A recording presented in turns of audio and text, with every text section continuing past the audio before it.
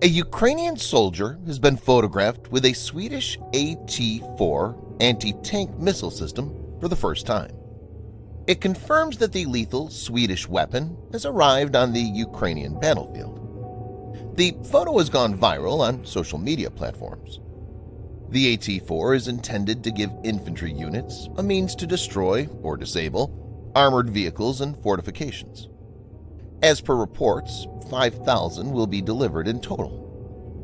It's pertinent to mention here that earlier, on February 28th, Sweden broke its policy of not sending arms to countries in active conflict and decided to send military equipment to Ukraine.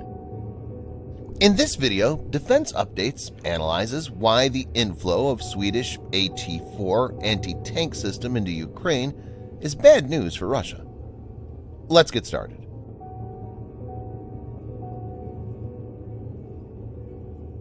The AT4 is a Swedish 84mm, 3.31-inch, unguided, man-portable, single-shot, disposable, recoilless, smoothbore anti-tank weapon built by Saab Bofors Dynamics, previously Bofors Anti-Armor Systems. Saab has had considerable sales success with the AT4, making it one of the most common light anti-tank weapons in the world. The name AT4 is a wordplay on the 84mm caliber of the weapon, 84 being pronounced similarly to AT4. The name also doubles as an alpha-phonetic wordplay on the weapon's role due to AT being a common military abbreviation for anti-tank. The launcher and projectile are manufactured, pre-packaged, and issued as a single unit of ammunition, with the launcher discarded after a single use.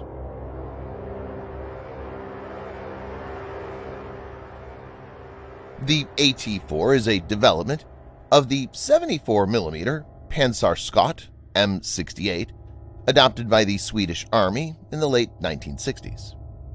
Like the M68, the AT4 was designed by Förenade Fabriksverken (FFV) and manufactured at their facility in Zakrisdal, Karlstad, Sweden.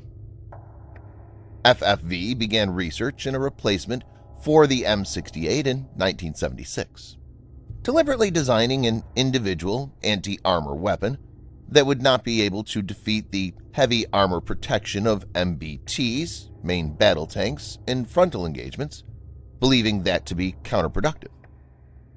The AT4 was designed as a weapon to engage medium to light armored vehicles from any direction, MBTs from the sides or rear, and as an assault weapon against buildings and fortifications. FFV also had the design goal of a weapon that was simple to use, rugged, and far more accurate than previous individual anti-armor weapons against moving targets. Another key requirement was that the AT4 not only be able to penetrate armor, but also have a devastating, beyond armor effect after penetration. FFV and the Swedish Army began the first evaluation firings of the prototype AT4s in the spring of 1981, with 100 tested by early 1982.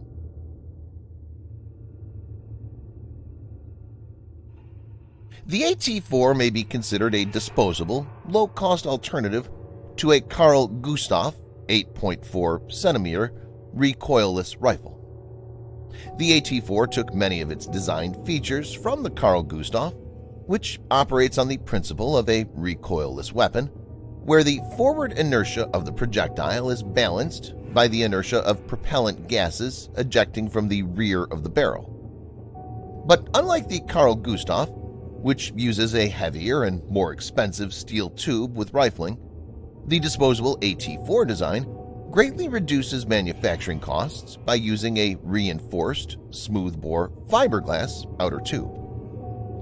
The disadvantages of the recoilless design is that it creates a large backblast area behind the weapon, which can cause severe burns and overpressure injuries to friendly personnel in the vicinity of the user, and sometimes even to the user themselves, especially in confined spaces.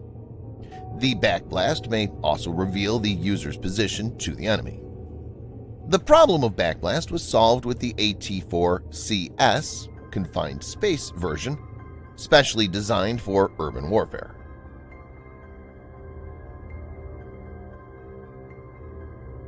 There are several different projectiles for the AT4. 1. Heat, high explosive anti-tank. The heat projectile can penetrate up to 450 millimeters, 17.5 inches of RHA, or rolled homogeneous armor with a beyond armor effect. 2. HEDP 502, high explosive dual purpose, for use against bunkers, buildings, enemy personnel in the open, and light armor. The projectile can be set to detonate on impact or with a slightly delayed detonation. 3. HP, high penetration. Extra high penetration ability up to 500 millimeters to 600 millimeters, 19.7 inches to 23.6 inches of RHA. 4. AST, anti-structure tandem warheads. This projectile combines a heat warhead with a shallow cone, which results in low penetration but produces a wide hole, with a follow-through high blast warhead. It has 2 settings, one for destroying bunkers and one for mouse-holing a building wall for combat entry. 5. ER Extended Range. It's the anti-armor version with heat warhead. 6. HE High Explosive. Anti-personnel weapon that can be set for impact or airburst detonation. Depending on the warhead, AT4 has an effective range of 500 meters to 2,000 meters.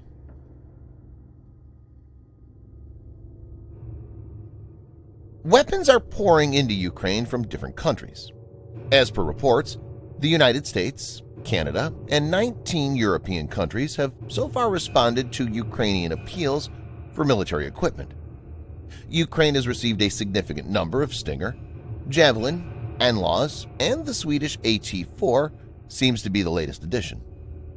The AT4 requires little training and is quite simple to use, making it suitable for this battle. According to many experts, it's clear that Russia's armor thrust is facing logistic problems and probably low crew morale. This is a perfect recipe for ambushes, especially keeping in view that Ukrainian forces are operating in their own land and know the terrain better than the Russians. If provided in quantity, as promised, AT4 has the potential to inflict major losses to Russian armor forces. Thanks for watching. Subscribe for more videos like this.